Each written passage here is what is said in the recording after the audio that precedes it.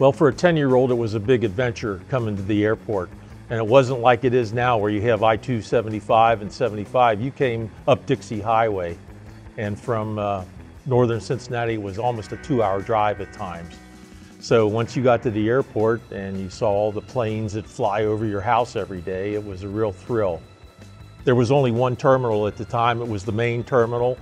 And halfway down the main terminal, we were able to walk out with my grandparents out to the gate, and halfway down on the left was a turnstile.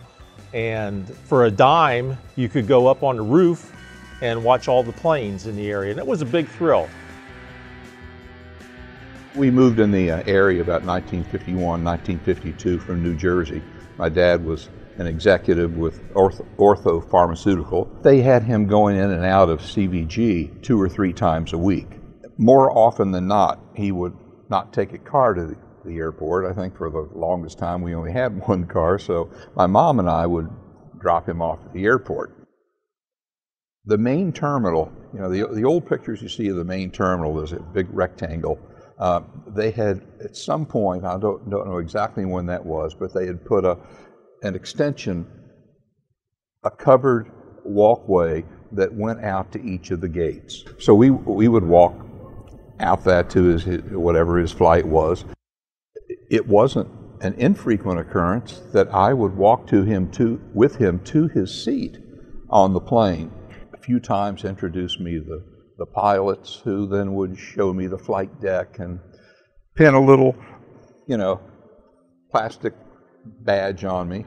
Once we got Dad seated on the plane, or when the plane was coming in, the weather was okay, we could go up to the top. They had one of those binocular things that you put a quarter in and all this kind of thing.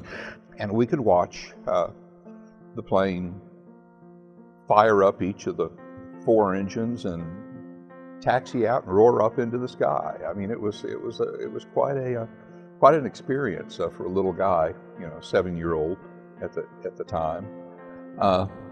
So my memories at that time were, that flying was a whole lot of fun. It was a friendly thing, and I got to see my dad roar into the sky, and it was just an experience that stuck with me all my entire life. To this day, I mean, every once in a while I'll take my little Cessna 172 and call CVG Tower and ask if I can do a touch and go on one of the runways. I've done that several times now, and every time I do, I can't help but think of my dad roaring up into the sky on the Super Constellation. I mean, he's up there permanently now since 1999, but that's what I think of.